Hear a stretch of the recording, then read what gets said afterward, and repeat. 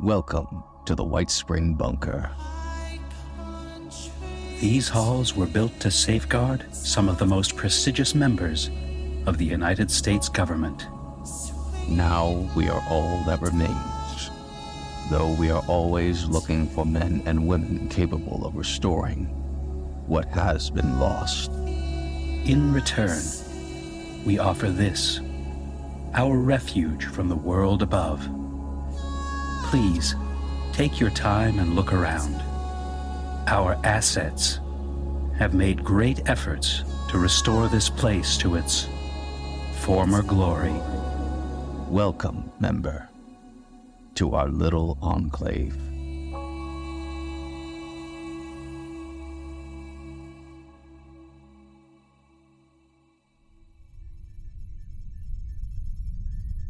Greetings, members. As always, I am the Operative, your designated tour guide and host here at the White Spring.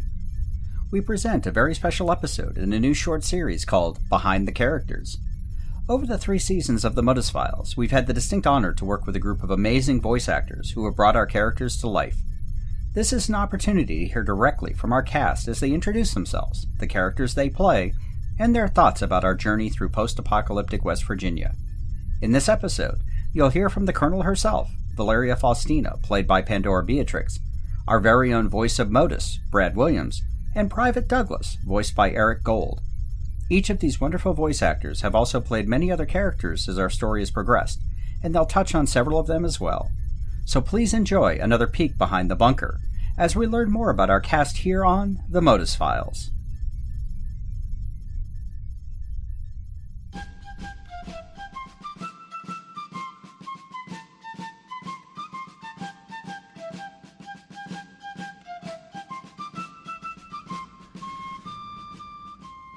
Hi, I'm Pandora Beatrix, and I'm an ostensibly professional actor of voice, stage, and screen.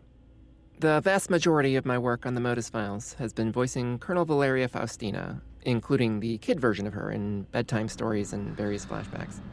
I've also picked up a few small side roles here and there, Georgia, The Blood, Day's Mother, Weasel, Henty Verward, Rosalind Stein, Joanna Mayfield, and at least one more before the season's done. But obviously, we all do a lot of multiple roles, and I'm not even in the top 5, I think, for how many. I got involved with the MODUS Files. I'd literally just started getting to VA like a month before the audition came up. I was doing phone LARP, one-on-one interactive theater things with Mirror World, and it had been going well, so I was starting to branch out, looking at CCC and Voice Acting Club Discord for calls. I had auditioned for like maybe a dozen roles, and I booked one, like this tiny thing. It was an off-screen line in a student film. So when I saw the post for recasting Valeria, I wasn't actually sure about submitting. Like, it was a lead, and I was still very early in getting my feet under me. But there had only been one submission so far, and the quality of the dialogue samples for the audition just sort of caught me, so I figured, what the hell? Worst case, it's more practice auditioning. To this day, it baffles me that even unpaid, the call for Val only got 3 submissions total. But Lawrence reached out, and we did a fair bit of callback reads back and forth until he was confident that I could hit Val's cold notes properly. Looking back on everything we've accomplished, I feel so incredibly lucky to have snuck onto this amazing team and production. Given Lawrence's writing and the cast he'd already assembled, I think it was inevitable that the show would take off the way it did, with or without me. But even if it hadn't, voicing Valeria has been tremendously fulfilling for me in and of itself. It's just good stuff. And that's sort of the acting touchstone for me, is that, yes, I'd like to do big things and I'd like to actually get paid and etc. But in the end, I act because I act because I want to, because it's fun, and this show is fun. So I think part of the magic of the MODUS Files for me is the way that Lawrence wove so many of the Fallout 76 like locations and characters and lore and quests all into this relatively cohesive plot. Everyone who plays 76, has their own idea of the canon post-Reclamation Day timeline, their own original characters who are spotlighted. But I have such a vivid sense of our version of Appalachia and its future history. It's weird when I actually play, and there aren't any references in the game to the Colonel or Lilith or the new Enclave. It's like, it's mildly jarring. But the story, it doesn't shy away from the notion that there are no saints in the wasteland. It's very hard to survive under conditions like that without making at least a few questionable choices. Not impossible, I'm sure there's some, especially OCs and stuff, but the new Enclave, as steered by Modus and led by Valeria, have been very far from saints. It actually gives a good view, I think, of what it might look like from the inside of an authoritarian organization. Like, most of its members are convinced that they are doing what's best for Appalachia and the future of America, with, the ends justify the means as a very persistent refrain to that. But you don't really need to use that phrase unless you're doing some sketchy shit, and they do a fair amount of it. For a long time, Valeria's mindset, as instilled by her parents' objectively brutal training, was that anything it took to advance the mission was the right thing to do. Torture, murder, and worse were all seen as justifiable.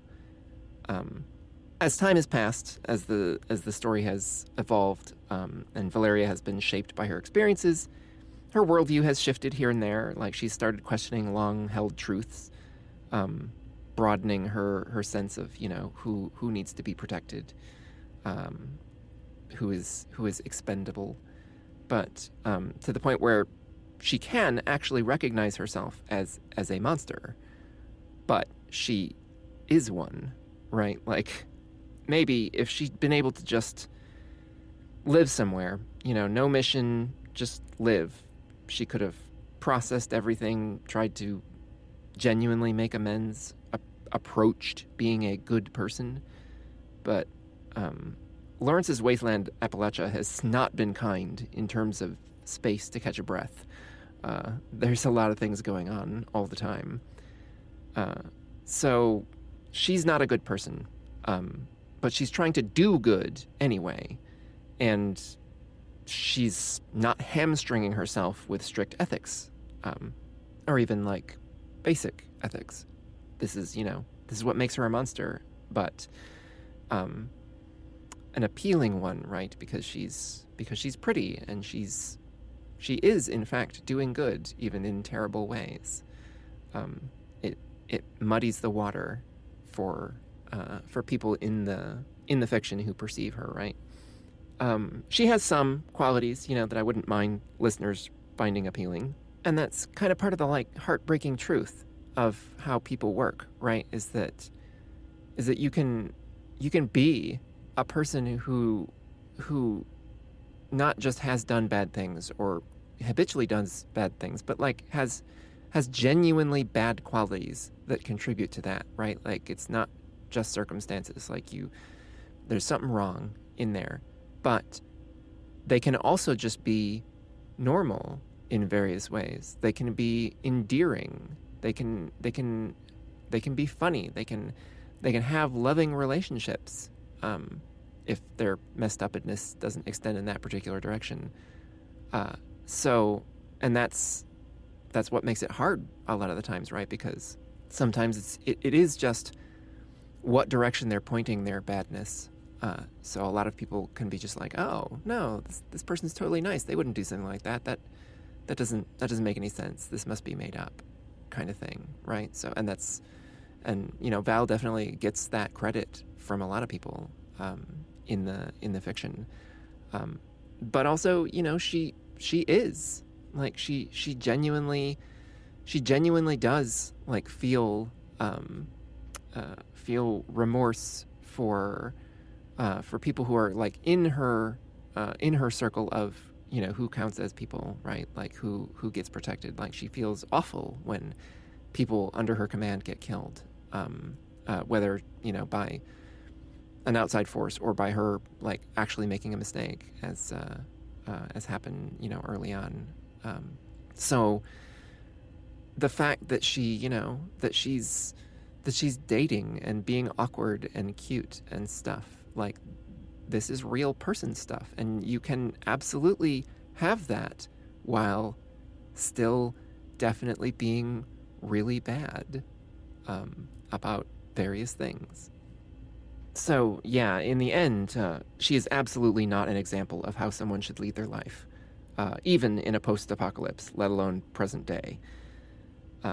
But that arc, that growth without redemption, right, can certainly make for compelling drama. Like, look at Breaking Bad. And I think it grounds the story, right? Because in real life, it's hard to live like a saint or a hero. Like, real life situations get messy. They are unfair. You can be in a situation that has no good options, only like less bad ones. So characters who make you think, you know, would I have done that? What would I have done instead? That's, I think, that's a lot more interesting and compelling than just people who are always doing the right thing and are able to do it because they've been granted that by authorial fiat. As far as the side characters go that I've done, I really did like the bit that I did so far as Joanna Mayfield, because just going on a, you know, swear rich diatribe was very entertaining to me, because, you know, I'm an 8-year-old, but yeah, but I think of my side characters, you know, Weasel is definitely my favorite. She just has a lot of humor that you know, that is, some of it is built in, but Lawrence has given me relatively free rein to inject stuff here and there, and my letting me tweak her whole involuntary Vox programming backstory, so that I, you know, because I could have voiced her with the original male Vox voice, but you know, it's not my favorite thing to do. So I thought that this was a nice direction to go, as a just, you know, NPCs that in the game itself don't really change and just sort of stay there. You know, in a story they can change. Things can get better or worse for them, and it sort of, jury's still out on that, I guess, from Weasel's perspective. But doing the Good Place censorship for Weasel's swearing has been terribly fulfilling.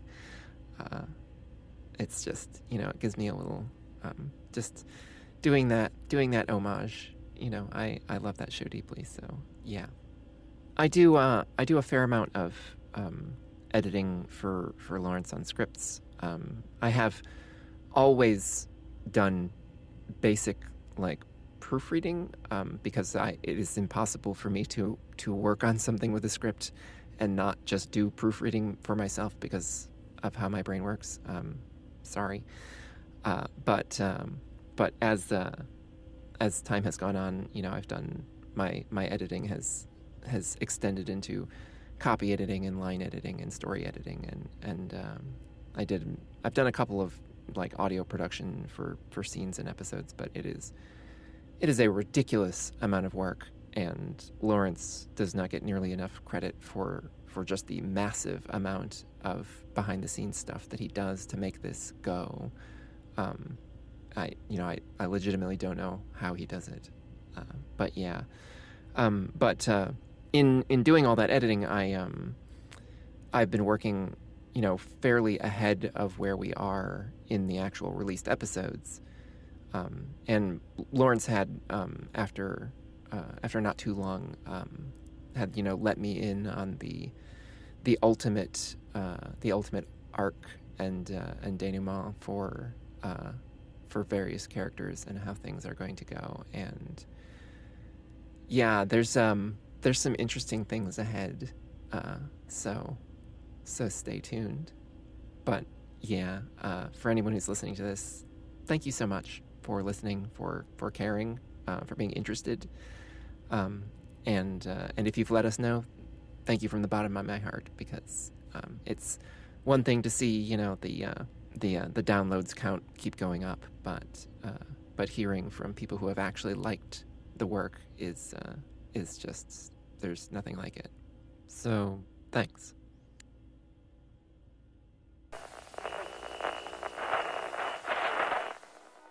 Once upon a time, 27 years after the bombs fell, there were two people, a vault dweller and a California girl.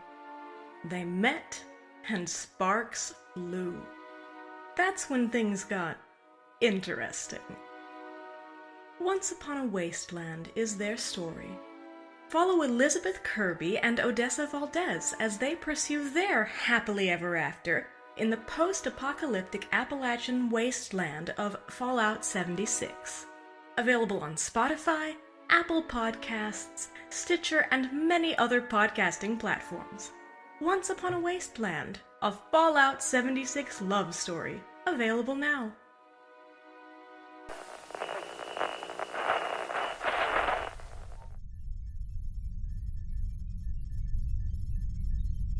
Hey folks, my name is Brad Williams, and I joined the cast of MODUS Files way back in early 2021, and I have been in most episodes since then.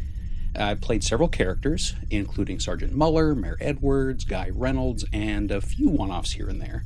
The most prominent one, though, has been MODUS himself.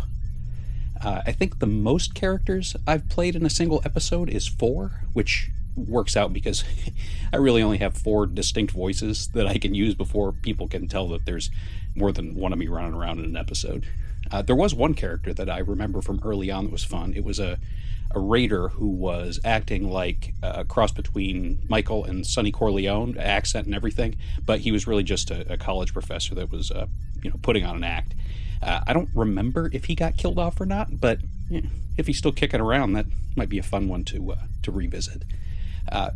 I've told the story of how I got involved with the show a bunch of times in interviews and that kind of thing, but if you're not familiar, basically Lawrence posted something on the Fallout 76 subreddit back in February of 2021 asking for voice actors for his show because he was moving more toward a full cast production.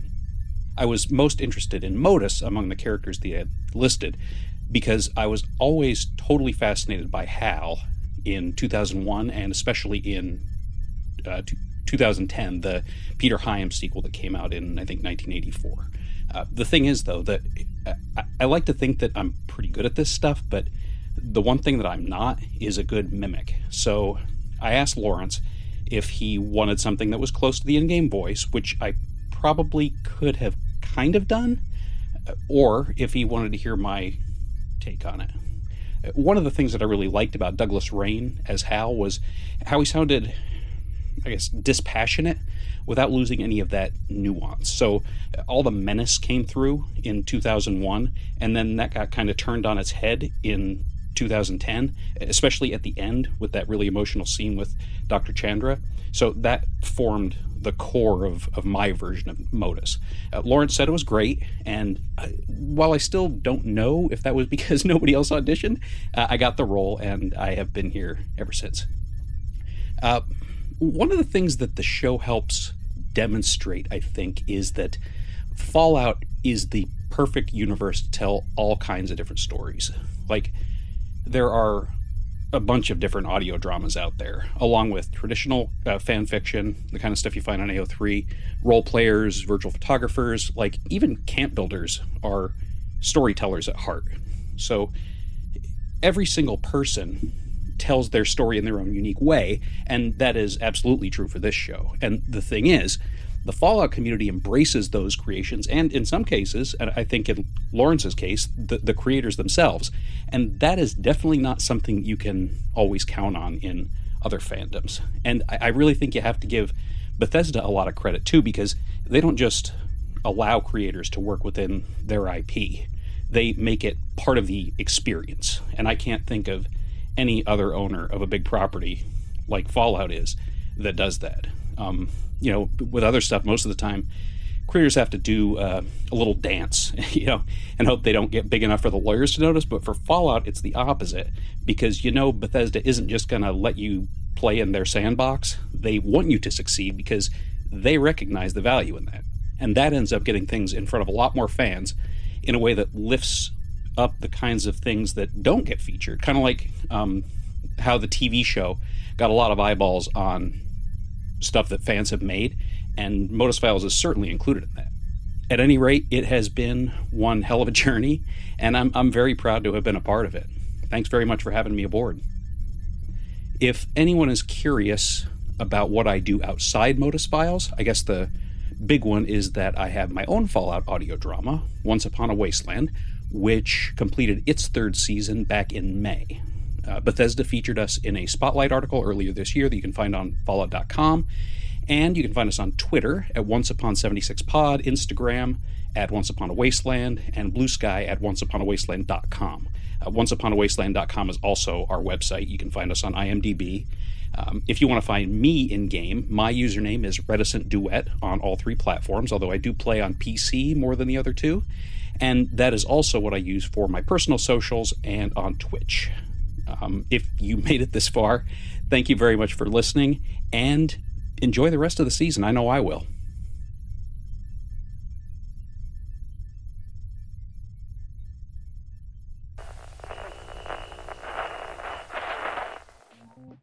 On behalf of the Fallout feed, Dames Who Game, a Skyrim Addict podcast, and all of us from ASA Podcasting, we'd like to congratulate the MODUS Files on 250,000 downloads as of June 24.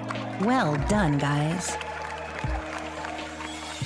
Greets, everybody. I'm Jessica Starr, and if you're looking for some podcasts to satisfy an appetite as strong as Lilith's, why not check out ASA Podcasting?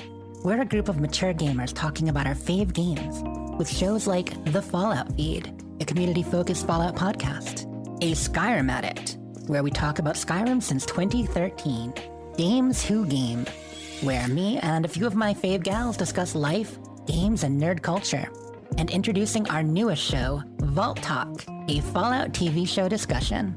You can find all these and more on any podcast app, asapodcasting.com, and all over the web. Thanks for listening, and we'll see you in the wasteland.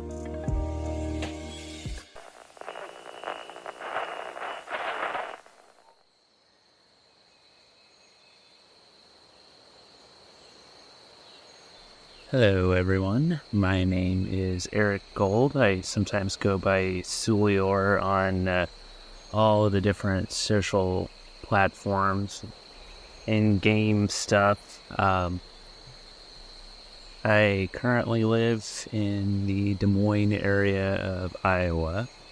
Been a video game fan since I can remember, really. I remember growing up playing Mario and Zelda, things like that on the NES. Double Dragon. Probably hear my cat down there screaming at me. Yeah, I've got a 16-year-old hairless cat named Yoda and a 5-year-old terrier mix named Pippa. They constantly make appearances on other podcasts that I'm a part of, such as Tapes from the Wastes and Starfield Sandwich. A couple others that I do on my own, but those are kind of on pause at the moment. But yeah, I can talk about video games, comic book characters, nerd culture in general for eons, which is really what got me into podcasting in the first place. As far as Modus Files specifically, I have voiced 3 characters over the course of the show as of right now. You probably recognize me most for Private Douglas of Team Cryptid. I also voice General McIntosh of the Pact, also sometimes referred to as Grey Command. And I, at one point, was a character named Grey 15. He was this, in the episode, no-named soldier that attacked Lilith while she was doing her FEV experiments. I had a fight with her and was able to get a shot on her before she stabbed me. And, that was a lot of fun, even though I really stood no chance against Lilith. As far as how I got involved with the show, MODUS Files, I had a lot of time at work, so I listened to a lot of podcasts and have always appreciated audio dramas. I had listened to Chad Fallout 76 Story when that first came out, listened to a few others like Omega and Far From Heaven, and always really kind of wanted to do something like that. I have always had an appreciation for voice acting, even when I was a little kid. I remember reciting movies and cartoons on my own that I'd watched however many times and tried to mimic the voices. So it's always something that I have had an interest in. But how do you go about doing something like that? So I had started listening to MODUS Files and Once Upon a Wasteland around the same time, and followed both of their Twitter accounts, and Lawrence had posted that there were some openings for a few characters to whoever was interested. And I had never done anything like that before. I have done some skits on my own podcasts, both my Elder Scrolls podcast, Tamrielic Adventures, and my Nintendo show has an annual tradition where I played Freddy Krueger, just ranting about how he hasn't had a game since the NES and all these other slasher characters are getting video games these days. So I, at that point in time, did not have a casting call account for auditioning for these shows. So I reached out to Lawrence through Discord and told him I was interested, sent him a couple of the skits that I've done in my podcasts, and he was like, okay, great. How would you like to play Private Douglas? And I was like, okay, awesome. I'll do it. And it's like, okay, what's the character? He said, okay, the character is a comic book nerd. Okay, perfect. I am a huge comic book nerd. So I sent him some lines, just like, okay, here's what I think the voice sounds like. And he's like, okay, tone down the nerdiness on this. Keep in mind, this is a military organization. So I sent him what became Douglas, and, I've kind of tweaked it a little bit over time. But yeah, I love the character, and I love the story of the MODUS Files. It's like the line from the TV show where Maximus says, everybody has a plan for saving the wasteland, they just can't agree how. And every villain is the hero of their own story. But I love how complex these characters are, and how relatable some of them can be. Like I said, I kind of relate to Douglas particularly because, funny enough, I really do relate to him. He has this naivete, maybe not naivete, but innocence about him, where he does kind of try to see the best in people, but he also has a very active imagination. And I can appreciate that. But I absolutely love this story, and I am hooked on every single episode. I can't wait to see where all of this goes. It has been an absolute honor being a part of this podcast for almost 2 seasons now. And I have made some wonderful friends through this show. So thank you to Lawrence and Chris, Chrissy, Jessica Starr, just everybody else who is a part of this fantastic show. And like I said, I can't wait to see what else all of these characters get up to as the 3rd season continues, and who knows what the future holds for all of them, myself included. I'm just as excited to see where this show goes as the rest of you, y'all. So if you would like to find me, I am pretty much everywhere. Twitter, Instagram, Blue Sky, IanGold08. I'm in the MODUS Files Discord. I love chatting with anybody and everybody who's a part of this wonderful community. God bless America, and God bless the Enclave.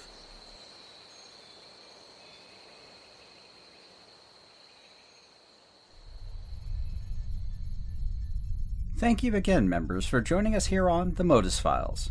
If you've enjoyed this content, please subscribe, and better yet, please leave a review to help others find our little enclave. You can also follow us on our various social media accounts, including Twitter, Instagram, and Blue Sky, at MODUS Files or at MODUS Files Podcast, for more information about our story and characters, Fallout 76 content, and random musings on the Enclave. We also have a Patreon if you'd like to support our work and receive special benefits like early access to episodes, original scripts, and special events with our cast. A link to our Patreon can be found at modusfiles.com.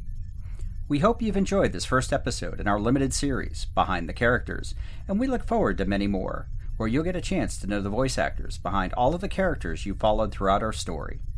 I'd also like to thank our cast, Pandora Beatrix as Colonel Valeria Faustina, Eric Gold as Private Douglas, and Brad Williams as the voice of MODUS. Thank you again to the entire community. We appreciate all of your support. Stay tuned for our next Season 3 full episode, Best Laid Plans. Lastly, thank you to all of our subscribers and supporters. God bless the Enclave, and God bless America. Members, we look forward to your next visit to our little enclave.